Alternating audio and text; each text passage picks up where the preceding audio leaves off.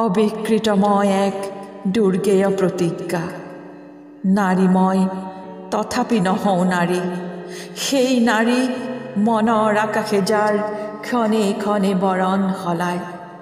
প্ৰেমিকা তথাপি নহওঁ প্ৰেমিকা, সেই অৰ্থত অন্ধ স্বামীৰ বাবে নিজৰ দৃষ্টিক যি অৱৰুদ্ধ কৰে। ঢাকি ধৰিছিলোঁ মই সুদীৰ্ঘ বছৰ ব্যাপী মোৰ দুনয়ন দৃষ্টিভ্ৰম নহ'বৰ বাবে। মই এক অব্যয় বিস্ময়, সাধাৰণ মাতৃত্বৰ পৰা কি যে এক ব্যতিক্ৰম মই। কুৰুক্ষেত্ৰৰ এই ৰক্তিম তমসাচ্ছন্ন শ্মশানৰ প্ৰান্তৰত থিয় দি চাইছোঁ মই নিজৰ স্বৰূপ। মাতৃ হ'লোঁ সন্তানৰ, তথাপি নহ'লোঁ মাতৃ। নিজৰ জীৱন যি আগুৱাই দি অধীৰা বাউলী হৈ কৰে তন্ময় প্ৰাৰ্থনা পুত্ৰৰ কল্যাণৰ বাবে। মইতো নহওঁ মাতৃ, মোৰতো সন্তান নাই।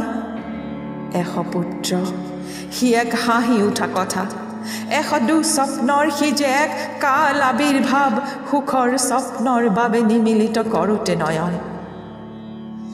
যাৰ মাতৃত্বৰ অধিকাৰ নাই, দাবী নাই, কেনেকৈ হ'ব পাৰে মাতৃ তেওঁৰ নাম? মাত্ৰ মই ৰাজমাতা, ৰাজবধূ, ৰজাৰ গৃহিণী। হায় মাতৃ, কি যে এক প্ৰশান্ত সমাহিত সুগভীৰ বিদ্যুৎ বৰণী অৰ্থ। মাতৃ দুটা শব্দত যেনে সুশীতল গভীৰ সাগৰ, বুকুত যাৰ অনন্ত আকাশ আৰু নিশ্চিত প্ৰত্যয়, য'ত হেজাৰ ঢৌৱে পাই যেন পৰম আশ্ৰয়। কত শত অসংখ্যাত ছায়া ঘেৰা কুটিৰে কুটিৰে ৰ'দ ৰঙা একোখনি স্নেহৰ সাম্ৰাজ্যত একছত্ৰী সাম্ৰাজ্ঞী স্বৰূপে মাতৃ অধিষ্ঠিত। য'ত সন্ধিয়া সন্ধিয়া তুলসী তলত কপে মাতৃৰ মৰম, সন্তানৰ শিৰত সৰে স্নেহৰ পাপৰি, আচলৰ প্ৰাচীৰত ঠেকা খাই গুচি যায় বিভীষিকা ভয়। মাতৃৰ মায়াসনা মিঠা মাত, য'ত হয় সন্তানৰ তীক্ষ্ণ বাঘজৰী, সেইটো ঘৰ।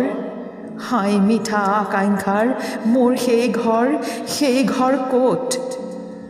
হাই মই যে নহ'লোঁ মাতৃ সেই অৰ্থত। কিন্তু মোৰ এই বেদনাৰ কিটো অৰ্থ আছে?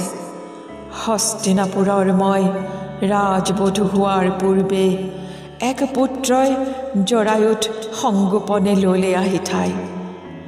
অজনী সম্ভৱ সেই পুত্ৰ এয়া আছে মোৰ এই বুকত, এক পুত্ৰ, এক আৰু অদ্বিতীয় ধৰ্ম তাৰ নাম।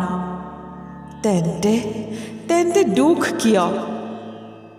ঘৰত জ্বলিছে মোৰ এশখন চিতা জুই, এশখন কপালত শ্মশানৰ মহাশূন্যতা।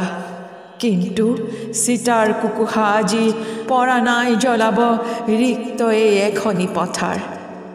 শুকান দুচকু মোৰ, তাত মাথো জ্বলি আছে এগচি পোহৰ, অমাৱস্যাৰ গভীৰ নিশাত জ্বলি থকা তৰাটোৰ দৰে। চাৰিওকাষৰ এই ভয়াৱহ অন্ধকাৰ কিদৰে আনিছে নাশি অন্তঃলীলা এক দুৰ্জয় পোহৰে সেই দৃশ্য দেখিবৰ বাবে।